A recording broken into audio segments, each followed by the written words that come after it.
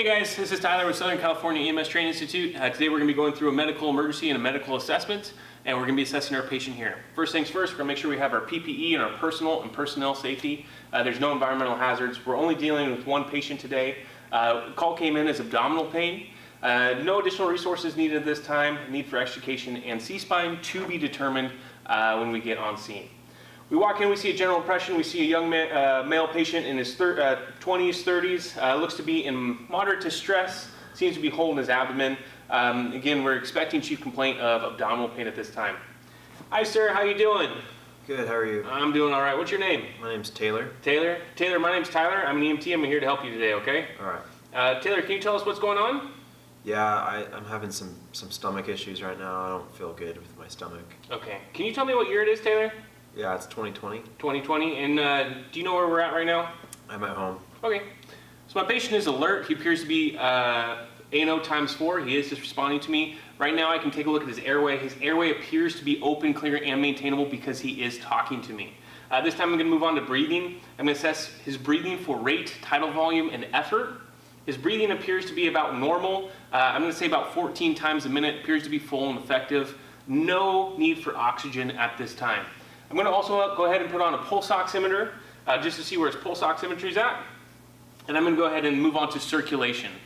I'm going to start by checking his pulse. I'm looking for rate, rhythm, and quality.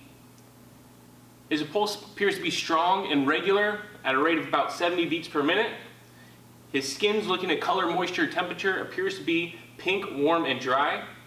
And I don't see any signs for major bleeding. So I'm going to decide that at this time my patient is a stay and play. I'm going to stay on scene and continue my assessment.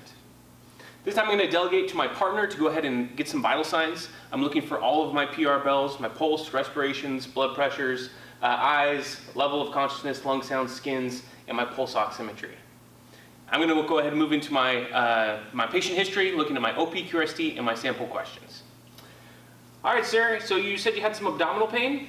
Yeah. Yeah, did this come on all of a suddenly, or did it progressively get worse? It kind of got worse over like an hour. Okay, and does anything make it better or worse?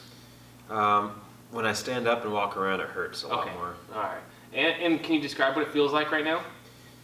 It's just kind of like a churning, achy, just Okay. feels like my stomach is just turning. Yeah, and can you point to it with one finger? Yeah, right here. Right there? All right, does it go anywhere from there? No, it just stays right here. All right. I'm going to go ahead and just take a look at it. Any pain when I push down? Yeah. Yeah, all right. Kind of hurts. Sorry. All right, so obviously we see some tenderness in his abdomen. I don't notice any rigidity or distension. I would want to maybe visualize as well. Other than that, scale of 1 to 10, 10 being the worst pain in the world. How bad is that pain? It's around maybe a 7. A 7? Right now, right. yeah. And then about how long ago did this start? Let's say probably about 2 hours ago. Okay. Yeah. All right. I'm going to be looking for maybe special questions or other signs and symptoms at this time. Have you been feeling nauseous?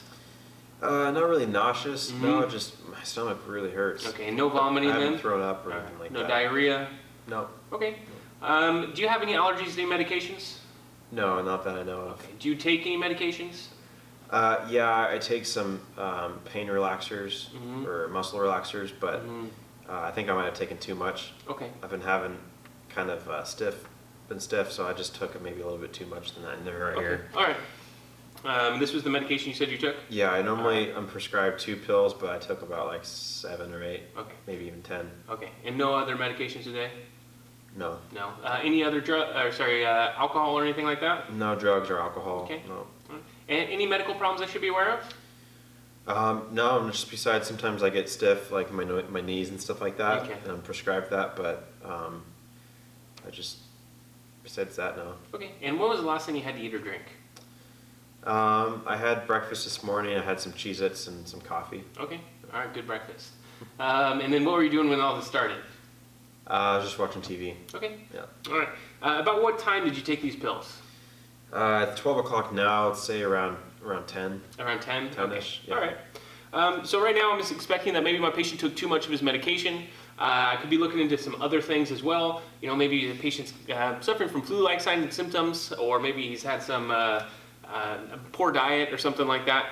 I'm going to get my vital signs back at this time. My partner tells me that my blood pressure is 130/90. My pulse rate is 80 beats per minute, strong and regular. My respirations are about 16, full and effective. My patient's pupils are equal and round and reactive to light. Lung sounds come back clear bilaterally. My pulse oximeter right now is reading 99% on room air. My skin signs again still appear pink, warm, and dry. And then everything else is appearing good and normal. Patient still is alert and oriented ×4. At this time, I could maybe expect overdose, and I could assist with or administer activated charcoal. But since my patient has had that medication over 1 hour time frame, I'm gonna go ahead and withhold my activated charcoal because I meet one of my contraindications. And I'm gonna go ahead and proceed to take this patient to the hospital. Sir, do you want to go to the hospital today? Yeah, I think I should. I don't feel good. Yeah, I think that's a good idea. All right, so we're gonna go ahead. We'll get you loaded up in the ambulance. We're gonna get you headed down to the hospital. Sound good? Sounds good. Awesome.